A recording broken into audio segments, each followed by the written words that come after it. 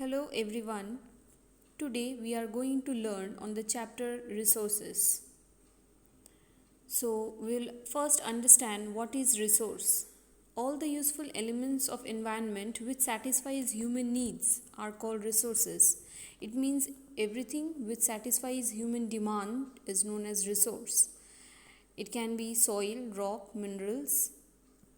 It can be the food which we eat. It can be the trees which gives us shelter, the land where we live, the wood by which we make furniture, the water which we use in our daily life. Everything which satisfies our need or demand is resource. Now there are two important factors, that is time and technology, which changes substances into resource.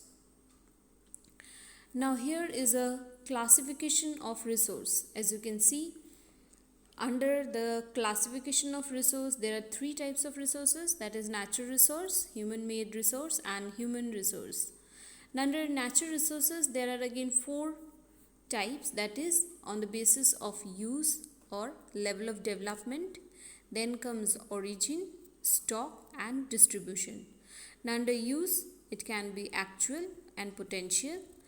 Under origin, it's biotic and abiotic. Under stock, it is renewable or non-renewable.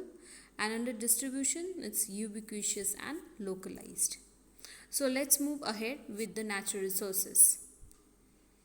Natural resource. What is a natural resource? Natural resources are derived from the environment, that is from the nature. Many natural resources are essential for human survival, while others are used for satisfying human desire.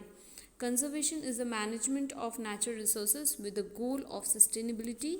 Natural resources may be further classified in different ways. So natural resources are mainly derived from the environment. That is, it can be coal, it can be petroleum, it can be woods from the forest, etc. Now, classification of natural resources, when we come to, there are four important classifications, that is the level of development or use, then comes origin, then availability and distribution. So one by one we will go ahead with all the classification of natural resources. Now first comes the level of development or use. Under this it is actual resource and potential resource. Now what is actual resource and potential resource? We will learn. Actual resources are those resources whose quantity is known. These resources are being used in the present, that is the resources which we know and which we are using in the present situation or in the present time is known as actual resource. Now example we can give of the rich deposit of coal in Germany, petroleum in West Asia, dark soil of the Deccan Plateau in Maharashtra. These all are the actual resources which we are using presently. Now comes potential resource. Potential resource are those whose entire quantity may not be known and these are not being used at present. This resource could be used in the future. The level of technology we have at present may not be so much advanced enough to easily utilize these resources. That is, potential resources are the resources whose entire quantity is not known properly and hence we are not able to use it. It can be due to the level of technology, it can be due to other factors too. Now example you can give of uranium in Ladakh. We know that uranium is present in Ladakh, but due to some technological or due to some cost matter, it is not used in the present situation. High speed wind. We know high speed winds is present in many places, but yet not we are using it in a proper way. So these all are known as potential resources, that is which resources whose entire quantity is not yet known or not being used at the present scenario.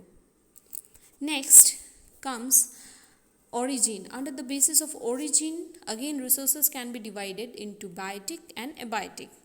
Now abiotic resources are also known as abiotic factors. They are non-living in nature, that is chemical and physical factors in the environment which affect the ecosystem. Abiotic phenomena underlie all of biology. Example: rock, soil, water. These all are non-living resources. Biotic resources are just the opposite one, that is the living things which shapes the environment or the ecosystem. A biotic factor is any living component that affects another organism, including animal that consume the organism in question and the living food that the organism consumes. Now, abiotic resources are all the living things, that is, it can be plants, animals, we all human beings, we all are biotic resources. Next comes stock. On the basis of stock, resources can be divided into renewable and non-renewable resource. Now, renewable resources are the resources which is a natural resource and which with the ability to reproduce through biological or natural processes and replenished with the passage of time. Renewable resources are part of our natural environment and form our ecosystem. Now, renewable resources are those resources which is a natural resource and which has the capability to reproduce itself.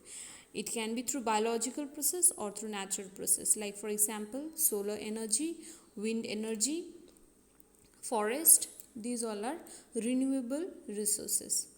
Non-renewable resource, when we talk about, it is also a natural resource but which cannot be reproduced or regenerate or regrow or used on a large scale, which can sustain its consumption rate. Once depleted, there is no more available for future needs. So once we use the non-renewable resources, it cannot develop, or it cannot be we cannot get it once again. Like for example coal, once we use it, it turns into ash and hence we cannot get it once again. Natural gas, petroleum, there is mineral oil, all are examples of non-renewable resource. Next come distribution. When we talk about the distribution of natural resources, it can be ubiquitous and localized.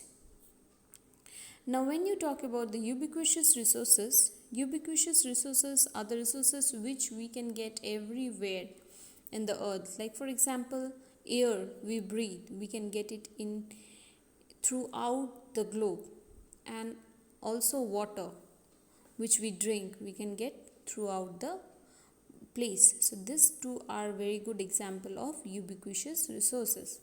Next comes localized resources which are found only in certain places, like for example copper, iron, mineral oil, natural gas. These all are localized resources, that is in a particular place we will get it, we will not get it in the entire earth or in the entire globe, we cannot get it. So these all are known as localized resource. So these were all about the classification of natural resources. In the next class we will be learning about the human made resource, human resources, and etc. Thank you everyone.